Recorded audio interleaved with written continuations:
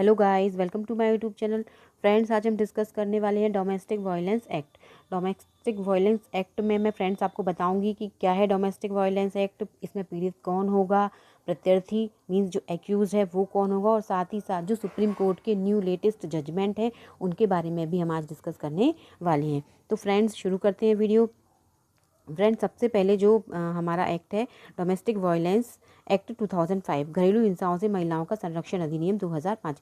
इसमें जो घरेलू हिंसा बताई गई है, तो इसमें जो टेक्निकल डेफिनेशन है कि इस अधिनियम के प्रयोजनों के लिए प्रत्यर्थी का कोई कार्य, लोप या किसी कार्य का करना या आचरण घरेलू हिंसा घटित करेगा यदि वह व्यथित व्यक्ति की स्वास्थ्य, सुरक्षा, जीवन अंग की, चाहे उसकी मानसिक शारीरिक भलाई की अपहानि करता हो या उसे क्षति करता हो या उसे संकट उत्पन्न करता हो या ऐसा करने की उसकी प्रवृत्ति हो, जिसके अंतर्गत शारीरिक दुरुपयोग, लैंगिक दुरुपयोग, मौखिक, भावनात्मक दुरुपयोग और आर्थिक दुरुपयोग कारित करना भी है। तो फ्रेंड्स, ये तो यहाँ पर इन्होंने टेक्निकल जो डेफिनेशन घरेलू हिंसा की दी है, सेक्शन 3 में ये डेफिनेशन दी है।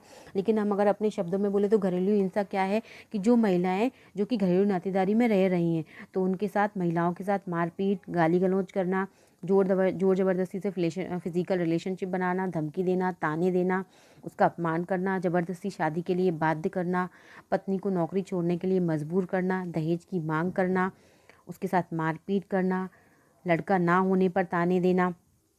तो इस तरीके का प्रत्यर्थी का कोई भी काम है, बच्चों या पत्नी को भोजन नहीं देना, दवाई के लिए पैसे नहीं देना, कपड़े के लिए पैसे नहीं देना, तो इस तरीके के जो सारे काम होंगे वो क्या माने जाएंगे, वो घरेलू हिंसा के अंतर्गत आते हैं।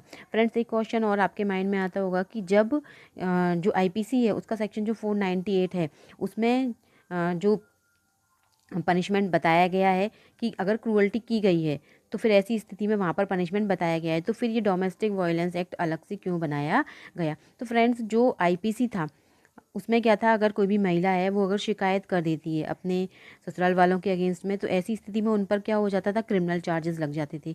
तो वो लोग क्या करते थे, महिला को घर से निकाल देते थे। तो फिर ऐसी स्थिति में महिला अगर उनकी शिकायत कर देती है तो उसको घर से निकाल दिया जाता था। लेकिन जो डीवी एक्ट है उसमें क्या है, इस एक्ट में महिलाओं को जो घरेलू हिंसा झेल रही हैं उनको तत्काल और आपातकालीन राहत दिलवाई जाती है। इस एक्ट में जो महिलाएं हैं उनको अगर घर से निकाल दिया जाता है तो उसी घर में उनको दोबारा से रखवाया जा सकता है। साथ ही साथ अगर महिला नहीं रहना चाहती है उस घर में, तो उनको अलग से भी किसी आश्रय गृह में आश्रय उपलब्ध करवाया जाता है। तो आईपीसी में क्या था कि एक बार अगर उसने कोर्ट में केस डाल दिया तो फिर पति के घर में रहना महिला के लिए असंभव हो जाता था, जबकि डोमेस्टिक वायलेंस एक्ट में ऐसा नहीं है।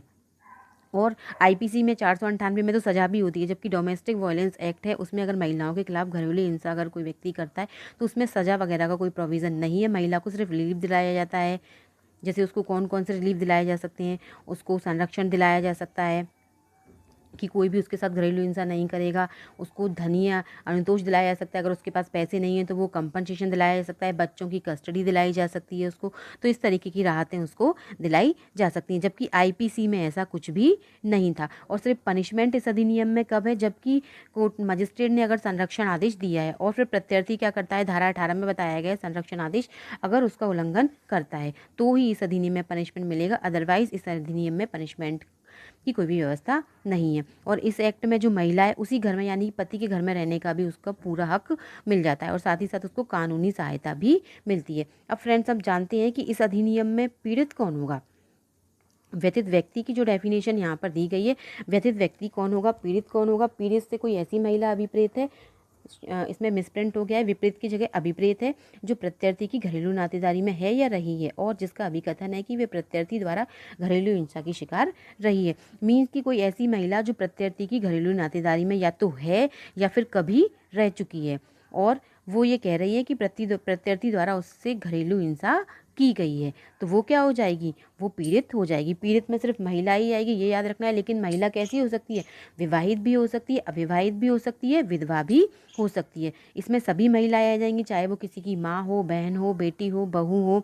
इवन इसमें लिव इन रिलेशनशिप में रहने वाली महिला भी विक्टिम की परिभाषा, व्यथित की परिभाषा में शामिल होंगी। फ्रेंड्स, इसमें कुछ निर्णय भी दिए गए हैं जिसमें बताया गया है, पहला जजमेंट है हमारा कृष्णा भट्टाचार्य वर्सेस सारथी चौधरी 2015 का है कि अगर वाइफ को तलाक दे दिया गया है उसके बाद भी पत्नी पीड़ित व्यक्ति हो सकती है, मतलब वो व्यथित की परिभाषा में आ सकती है। 2015 का सुप्रीम कोर्ट का केस लो है। इसके बाद जो दूसरा केस लो है अजय कुमार बनाम लता शारुती, ये 2019 का लेटेस्ट केस है। इसमें क्या हुआ था, देवर को घरेलू हिंसा अधिनियम के तहत भाभी को रखरखाव का भुगतान करने का ऑर्डर दिया गया था। इसके बाद फ्रेंड्स, जैसे कि डेफिनेशन हमने व्यथित की पढ़ी कि उसमें क्या है कि कोई ऐसी महिला जो प्रत्यर्थी की घरेलू नातेदारी में रही है।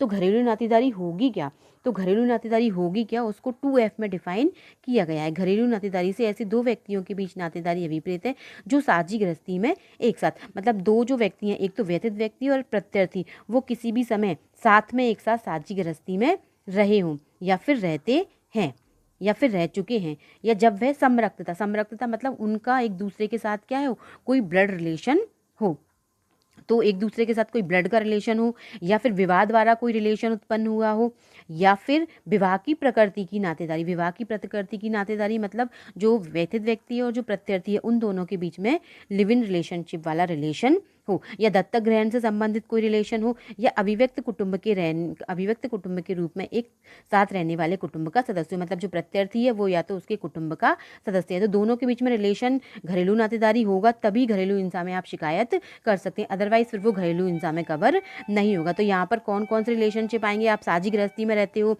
या ब्लड रिलेशन है आपका, या विवाह की प्रकृति का कोई रिलेशन है, या विवाह द्वारा कोई रिलेशन है, या फिर दत्तक ग्रहण लिया है किसी को उसकी वजह से कोई रिलेशन है, या फिर आप कोई कुटुंब के सदस्य के रूप में एक साथ रहते हो तो कोई व्यक्ति कुटुंब का सदस्य है। तो अगर इस रिलेशनशिप में आते हैं तभी आप डोमेस्टिक वायलेंस में शिकायत कर सकते हैं, अदरवाइज डोमेस्टिक वायलेंस एक्ट में शिकायत फिर नहीं कर सकते। विवाह की प्रकृति के नातेदारी के बारे में एक केस बहुत इंपॉर्टेंट है, इसमें इंदिरा शर्मा वर्सेस KB शर्मा। इसमें यह बताया गया है कि जो लिविंग रिलेशनशिप में रहने वाली जो महिला है वो भी घरेलू हिंसा संरक्षण अधिनियम का उसको लाभ मिलेगा, मतलब वो भी जितने रिलीफ इस अधिनियम में बताए गए हैं वो ले सकती है। साथ ही साथ सुप्रीम कोर्ट ने ये भी कहा है कि कब दो व्यक्तियों के बीच जो नातेदारी है उसको लिव इन रिलेशनशिप कहा जाएगा। तो सुप्रीम कोर्ट ने इस केस में ये डिफाइन किया है कि अगर वो महिला है पुरुष साथी के घर में रह रही है, घर चलाती है, उसका घर की सफाई करती है, खाना बनाती है, घर की देख रेख करती है, रखरखाव की जिम्मेदारी उसके ऊपर है, तथा सार्वजनिक स्तर पर दोनों को पति पत्नी के रूप में देखा जाता है, तथा वो दोस्तों तथा संबंधियों के सामने इस तरीके से ही उठते बैठते हैं जैसे कि वो हस्बैंड वाइफ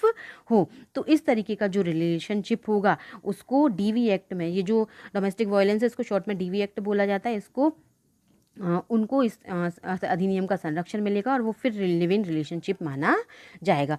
अब अगला नंबर है हमारा प्रत्यर्थी का। प्रत्यर्थी कौन होगा, तो 2Q में इसकी डेफिनेशन बताई गई है, दो था। प्रत्यर्थी मीन्स एक्यूज्ड समझना है यहाँ पर हमको कि कोई वयस्क पुरुष अभिप्रेत है जो व्यथित व्यक्ति की घरेलू नातेदारी में है या रहा है और जिसके विरुद्ध व्यथित व्यक्ति ने इस अधिनियम के अधीन कोई अनुतोष चाहा है। फ्रेंड्स, इसमें केस 2016 में आया था, तो थोड़ा सा इसमें केस में बताया था हीरालाल वर्सेस कुसुम के केस में कि प्रत्यर्थी की परिभाषा में जो वयस्क पुरुष शब्द है वो लिंग के आधार पर विभेदकारी है और संविधान का जो आर्टिकल 14 है उसका उल्लंघन करता है, अतः परिभाषा से वयस्क पुरुष शब्द को निरस्त किया जाता है। पर फ्रेंड्स, वेयर एक्ट में अभी भी यहाँ पर वयस्क पुरुष ही लिखा हुआ है, तो यहाँ पर अभी हमको इसी टर्म में इसको पढ़ना है। तो प्रत्यर्थी कौन होगा, कोई वयस्क पुरुष जो व्यथित व्यक्ति की घरेलू नातेदारी में या तो है या रहा है और जिसके विरुद्ध व्यथित व्यक्ति ने इस अधिनियम के अधीन कोई अनुतोष चाहा है। तो क्या सिर्फ पुरुष ही इस अधिनियम में प्रत्यर्थी होगा, एक्यूज होगा, महिला प्रत्यर्थी नहीं हो सकती है? इसके लिए परंतु में बताया है यह कि कोई व्यथित पत्नी या विवाह की प्रकृति की किसी नातेदारी में रहने वाली कोई महिला मीन्स जो लिविंग रिलेशनशिप में रह रही है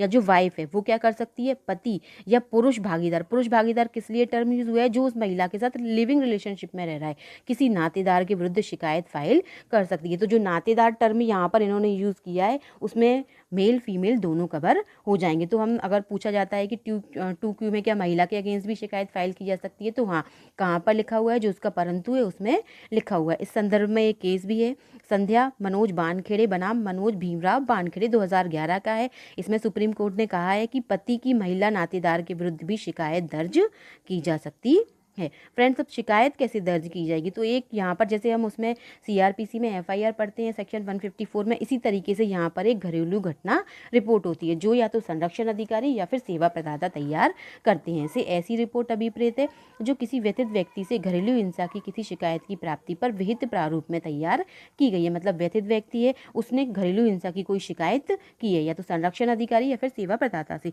तो उन्होंने क्या किया है, उसको एक फॉर्मेट में प्रिपेयर किया है, तो वो क्या हो जाएगी, घरेलू घटना रिपोर्ट। तो इसको हम एफआईआर से ही कंपेयर करना है, इसको शॉर्ट में जैसे उसको एफआईआर बोला जाता है, इसको डीआईआर बोला जाता है।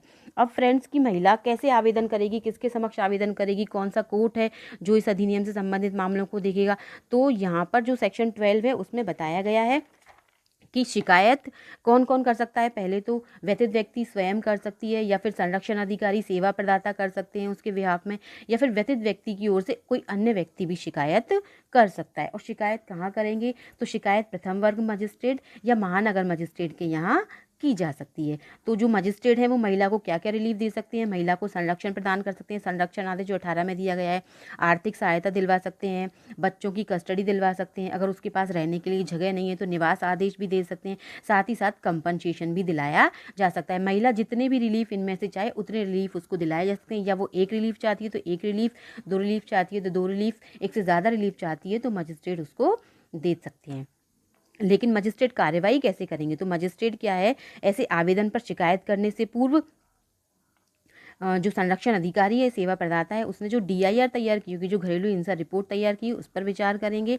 और इसमें 2-3 लिमिटेशंस भी है जो सेक्शन 12 में आप बैरेक से अपने टैली कर सकते हैं कि आवेदन की प्राप्ति की तारीख से 3 दिन के भीतर मजिस्ट्रेट क्या करेंगे, प्रथम सुनवाई की तारीख नियत करेंगे। और शिकायत का निपटारा कितने दिन के भीतर करेंगे मजिस्ट्रेट, तो शिकायत का निपटारा प्रथम सुनवाई की तारीख से 60 दिन के भीतर निपटाने का प्रयास करेंगे। तो ये 60 डेज़ की जो लिमिटेशन है फ्रेंड्स, ये मैंडेटरी नहीं है, ये निर्देशात्मक प्रोविज़न है। यहाँ पर क्या बोला है कि 60 डेज़ के भीतर निपटार करने का प्रयास करेंगे। तो यहाँ से भी ओटे बनते हैं कि आवेदन की जो प्रथम सुनवाई है वो कितने दिन के भीतर होगी, तो आवेदन प्राप्ति की तारीख से 3 दिन के भीतर, और शिकायत का निपटारा कितने दिन के भीतर किया जाएगा, तो 60 दिन के भीतर करने का मजिस्ट्रेट प्रयास करेंगे। और फ्रेंड्स, इस एक्ट में एफआईआर वगैरह नहीं होती है। इस एक्ट में अगर शिकायत करनी है तो महिला को क्या करना होता है, आवेदन फाइल करना होता है।